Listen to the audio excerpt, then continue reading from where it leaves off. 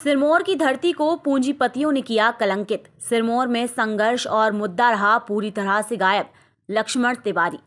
सिरमौर विधानसभा क्षेत्र से सपा प्रत्याशी लक्ष्मण तिवारी ने सिरमौर में आज पत्रकार वार्ता का आयोजन करते हुए कहा कि जिस तरह से सिरमौर विधानसभा क्षेत्र में धनबल हावी रहा, संघर्ष और मुद्दों पर जनता ने ध्यान नहीं दिया, वे काफी दुर्भाग्यपूर्ण है। जिस पार्टी का नारा था कि तिलक तराजू तलवार, इनको मारो जूते चार, उसी पार्टी में शामिल होना काफी दुर्भाग्यपूर्ण है। इससे आप अंदाजा लगा सकते हैं कि उस पार्टी में रहकर सिरमौर का क्या विकास हो सकता है।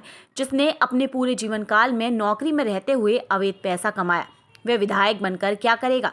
सिरमौर में पूरी तरह से निर्वाचन आयोग फैल रहा है। यहाँ पर पूंजीपतियों का बोलबाला रहा है। जिस तरह से खरीद फरोख्त की राजनीति की गई है, ऐसा लगता है कि निर्वाचन आयोग चुनाव करा ही नहीं रहा है। आगे लक्ष्मण तिवारी ने भावुक होकर कहा कि मैं तो इतना जानता हूं कि अपने राजनीतिक काल में हमेशा जनता की सेवा की है और जितना मैं जनता की सेवा सिरमौर में किया है, उसका मुझे पुण्य प्रताप मिलेगा। बाकी मैं सिरमौर की जनता के दुख सुख के लिए हमेशा खड़ा रहूंगा। 17 तारीख यानी मतदान के समय तक जिस तरह से लोगों को पैसे के दम पर दारू, शराब के दम पर खरीदा गया है, मतदान संपन्न होने के बाद वही लोग क्यों जनता के बीच में नहीं जा रहे हैं। आप समझ सकते हैं कि सिर्फ जनता को ठगने का काम किया है। इससे ऐसा लगता है कि लोकतांत्रिक व्यवस्था से चुनाव हो ही नहीं रहा है। वहीं चुनाव जीतने को लेकर भी लक्ष्मण तिवारी ने कहा कि यहाँ पूरी तरह से त्रिकोणीय मुकाबला है और एक ऐसी देशी भाषा में लक्ष्मण तिवारी ने अप्रत्यक्ष रूप से कोड करते हुए कहा कि हाथ से छठी सोहारी कुकुर खाए बिलारी के साथ ही अपनी बात को सपा प्रत्याशी ने मीडिया के सामने रखा। इस दौरान समाजवादी पार्टी के कार्यकर्ता सिद्धार्थ मिश्रा, निज सचिव मयंक चतुर्वेदी समेत अन्य लोग मौजूद रहे। संवाददाता मोहम्मद हसन खान की रिपोर्ट। हमारे साथ सिरमौर विधानसभा क्षेत्र से सपा प्रत्याशी लक्ष्मण तिवारी जी हैं। सिरमौर विधानसभा क्षेत्र में जिस तरह से राजनीति की गई है, उसको लेकर महत्वपूर्ण बात मीडिया के सामने रखना चाह रहे हैं। क्या कुछ कहना है आपका? सबसे पहले तो मैं सिरमौर के उन तमाम लोकतांत्रिक व्यवस्था पर जो आस्था रखते हैं, उनका स्वागत करता हूँ। अलोकतांत्रिक व्यवस्था पर जो लोग राह पर चले हैं, उनका मैं ईश्वर से कामना करता हूँ कि भविष्य में कभी उनको सद्बुद्धि आए।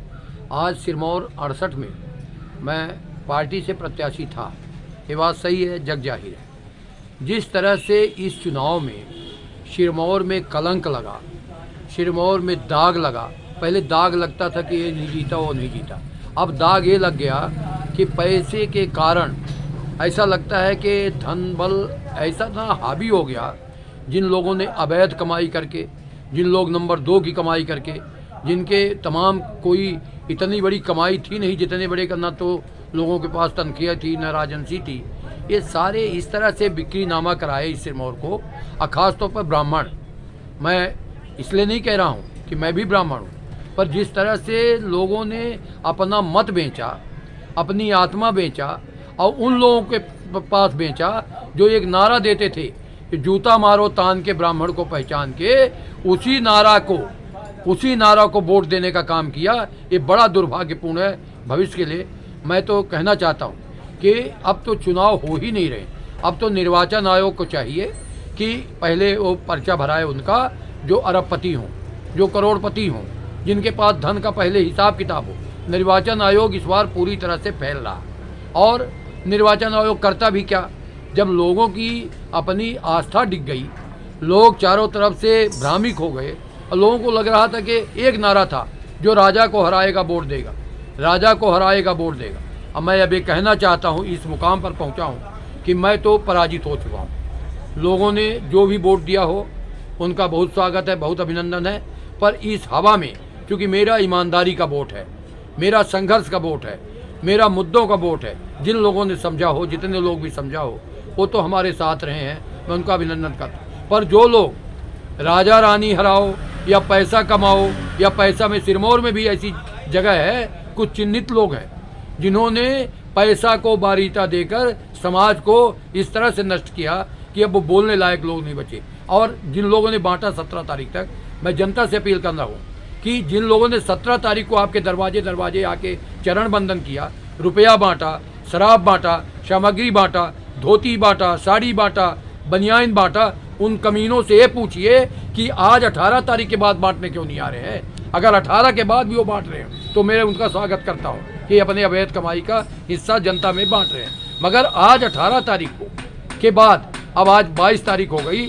इनका दर्शन नहीं है, ये इंतजार कर रहे हैं 3 तारीख को।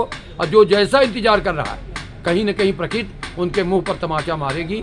मैं तो अपने आप को यही कह रहा हूँ कि मेरे पास जो लोग हैं उनकी रक्षा के लिए, उनकी सुरक्षा के लिए, अब मैं जिस पार्टी में जहाँ हूँ उस पार्टी में रहकर मैं आज भी अपने को, इन लोगों से अपने को ताकतवर मानता हूँ कि मेरे लोगों को अगर कोई अन्याय करेगा तो उसका जवाब हम तो हर कीमत में देंगे और देने के लिए तैयार हैं।